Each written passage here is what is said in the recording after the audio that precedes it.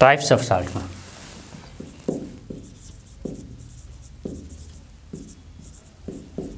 Salt कति प्रकारको रहेछ त्यो हेरौँ है types of salt generally there are 4 types of salt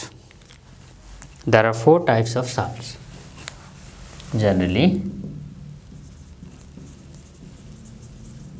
there are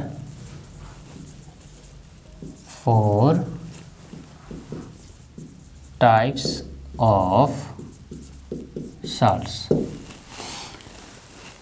4 प्रकारको साल्ट हुँदो रहेछ there are 4 types of salts के रहेछ त्यसको नाम हेरिहालौँ त्यो 4 प्रकारको साल्टहरू के रहेछ त्यसको नाम हेरौँ एउटा छ न्यूट्रल साल्ट भन्छ है न्यूट्रल साल्ट अर्को छ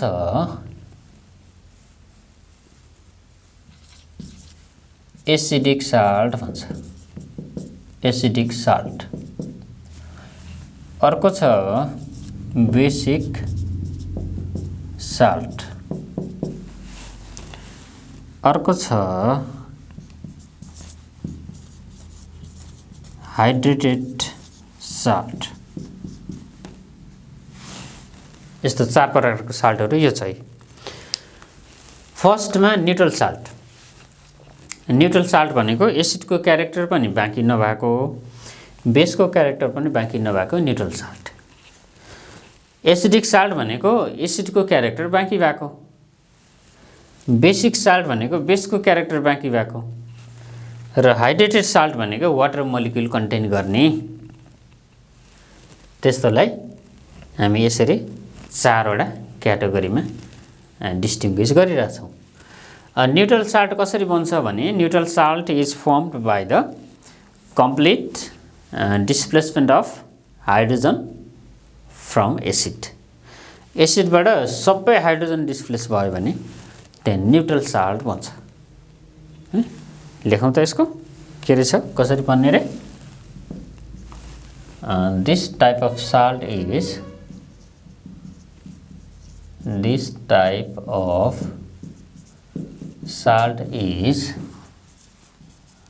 formed by the complete displacement of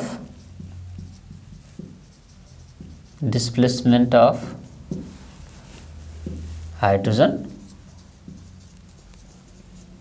from एसिडबाट हाइड्रोजनको कम्प्लिट डिस्प्लेसमेन्ट भयो भने न्यूट्रल साल्ट बन्छ है अथवा वाट आर न्यूट्रल साल्ट भनेर सोध्न सक्छ वाट आर न्यूट्रल साल्ट भन्यो भने पनि हामीले के लेख्ने the salt form by the complete displacement of hydrogen atom from the acid are called neutral salt भनेर लेख्न सक्छौँ सक्छौँ कि सक्दैनौँ पक्कै सक्छौँ है हामी लेख्न सक्छौँ त्यसो अब इक्जाम्पल लेखौँ त इक्जाम्पल के हुन्छ होला फर इक्जाम्पल एउटा त सोडियम क्लोराइड हुन्छ यहाँनिर सोडियम क्लोराइड अघि मैले देखाएको थिएँ नि सोडियम हाइड्रोक्साइड र हाइड्रोक्लोरिक एसिड दुईटै कडा कडा खालको छ है अर्को पनि एउटा आइडिया छ के न्यूट्रल कसरी बन्ने एसिडिक कसरी बन्ने बेसिक कसरी बन्ने भन्ने आइडिया छ दुईटै स्ट्रङ भयो भने एसिड पनि स्ट्रङ बेस पनि स्ट्रङ भयो भने न्यूट्रल बन्छ अथवा एसिड पनि विक बेस पनि विक भयो भने न्यूट्रल बन्छ एसिडको मात्रा धेरै भनेको एसिड स्ट्रङ छ बेस विक छ भने एसिडिक बन्छ अनि बेसिक यसको नामबाटै क्लियर छ बेस स्ट्रङ छ एसिड विक छ हाइड्रेटेड भने त वाटर मोलिक्युल कन्टेन गर्ने एउटा एनसीएल छ यसको इक्जाम्पल है त्यस्तै अर्को केसीएल हुन सक्छ अर्को इक्जाम्पल है एउटा सोडियम क्लोराइड हुन सक्छ अर्को पोटासियम क्लोराइड हुन सक्छ त्यस्तै गरेर सोडियम सल्फेट हुन सक्छ सोडियम सल्फेट हुन सक्छ पोटासियम नाइट्रेट हुन सक्छ है सोडियम सल्फेट Na2SO4 हुन सक्छ सोडियम सल्फेट त्यस्तै गरेर पोटासियम नाइट्रेट हुन सक्छ KNO3 एसेक्ट्रा भनेर लेखेँ है त एसेक्ट्रा यति छ हामीले कुनै दुईटा तीनटा याद गर्न सक्यौँ भने एकदम बेटर हुन्छ हाम्रो एक्जामको लागि बेस्ट हुन्छ त्यो है right any two neutral salt भन्छ एनी वन एसिडिक साल्ट भन्छ एनी टू एसिडिक साल्ट भन्छ right the name of any two basic salt भन्छ एक्जाममा है त्यस्तै गरी हामीले याद गऱ्यौँ दुईटा तीनटा याद गऱ्यौँ भने हामीलाई सफिसिएन्ट हुन्छ अब अर्को एसिडिक साल्ट कसरी बन्छ त्यो लेखौँ पहिला this type of salt is formed by using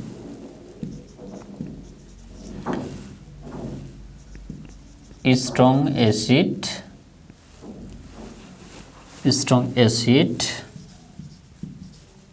and weak base strong acid र weak base युज गर्यो भने एसिडिक साल्ट बन्छ यसको इक्जाम्पलमा एसिडिक साल्टको इक्जाम्पलमा एउटा कपर सल्फेट हुन्छ अर्को सोडियम बाइसल्फेट हुन सक्छ अमोनियम सल्फेट हुन सक्छ है एउटा यसको इक्जाम्पलमा फर इक्जाम्पल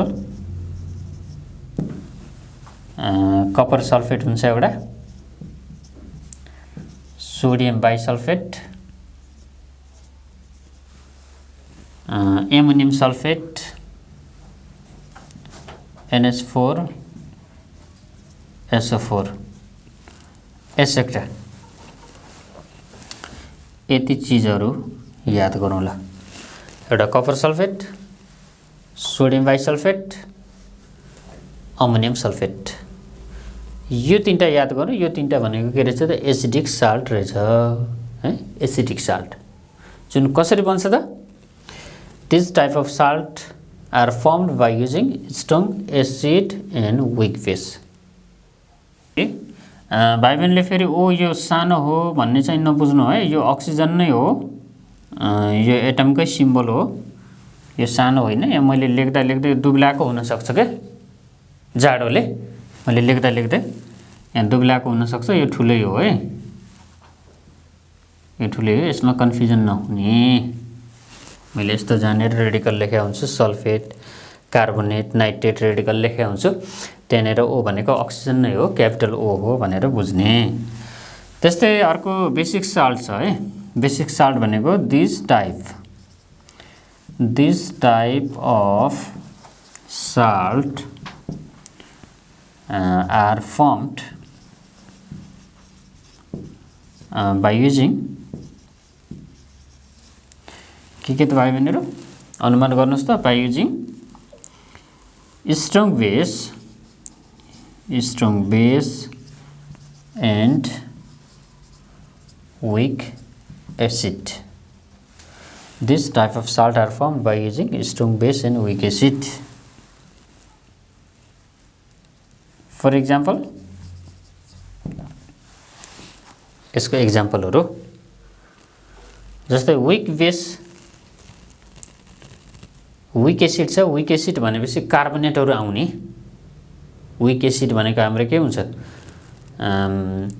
कार्बोनिक एसिड हुन्छ नि H2CO3 हुन्छ कि हुँदैन H2CO3 युज गरेको कार्बोनेट आउने खालको जस्तै यतापटि स्ट्रङ राख्दियौ सोडियम हाइड्रोक्साइड स्ट्रङ राख्दियौ स्ट्रङ बेस राख्दियौ अनि Na2CO3 गरे भने Na2CO3 भनेको एउटा के हुन सक्छ त बेसिक साल्ट हुन सक्छ किन त यसमा स्ट्रङ बेस युज गरेको छ अनि वीक एसिड युज गरेको छ त्यस्तै गरेर अर्को के हुन सक्छ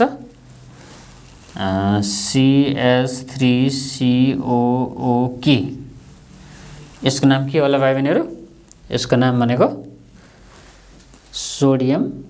पोटासियम एसिटेट हुन्छ यसको नाम यहाँ पोटासियम आएको हुनाले पोटासियम एसिटेट किन त एसिटिक एसिडबाट बनेको हो नि त एसिटिक एसिडबाट बनेको हुनाले पोटासियम एसिटेट भयो यदि यहाँ सोडियम आएको भए सोडियम एसिटेट हुन्थ्यो म नाम लेखिदिन्छु है त त्यसको यहाँ ब्र्याकेटमा नाम लेखिदिन्छु ल यो भनेको पोटासियम एसिटेट एसिटेट हो एटसेट्रा। ल अब अर्को लास्ट टाइप छ हाम्रो हाइड्रेटेड साल्ट। यदि कुनै साल्टमा वाटर मोलिक्युल कन्टेन्ट छ भने क्रिस्टलाइजेसन हुँदाखेरि त्यस्तो हुन्छ के, क्रिस्टलाइज गरेर बनाउँछ नि त साल्ट त।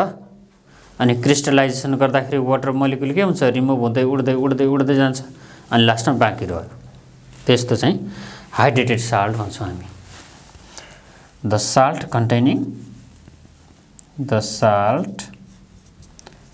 कन्टेनिङ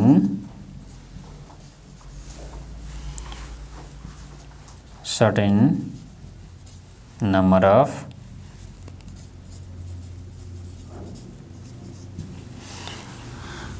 water molecule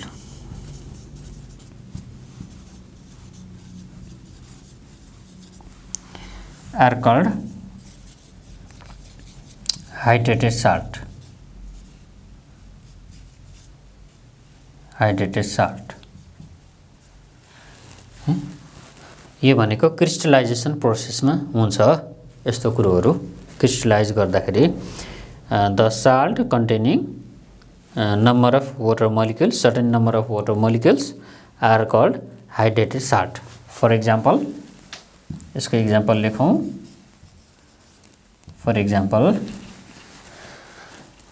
एउटा छ copper sulphate CuSO4। Copper sulphate भयो, यसको कमन नेम पनि छ भाइ बहिनीहरू। कमन नेम भनेको यसको ब्लू भिट्रल भन्छ है त।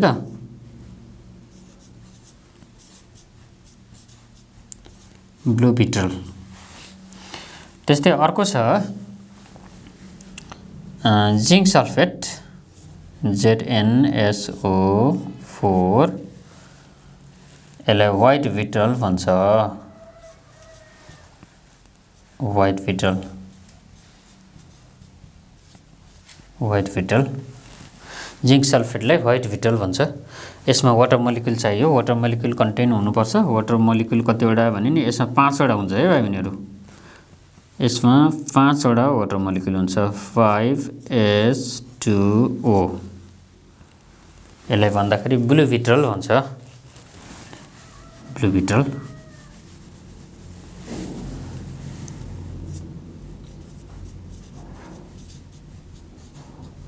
ब्लू भिट्रल है त। जिङ्क सल्फेट, यसमा पनि कति 7 वटा वाटर मोलिक्युल हुन्छ। 7 वटा वाटर मोलिक्युल कन्टेन हुन्छ। 7 water molecule contain there, 7H2O and its name is white vitriol.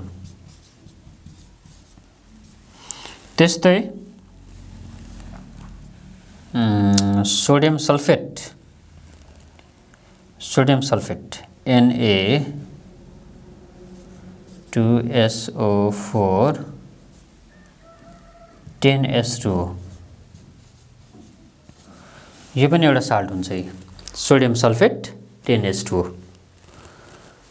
त्यस्तै अर्को हुन्छ म्याग्नेसियम सल्फेट MgSO4 7H2O। यसको नाम छ इप्सम पनि भन्छ यसलाई। Magnesium sulphate with 7 water molecule and its common name is ipsum. Copper sulfate with 5 water molecule and its common name is blue vitriol.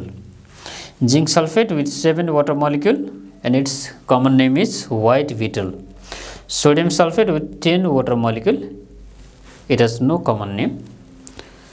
And another magnesium sulfate with 7 water molecule and its common name is ipsum. यो थियो different types of salt.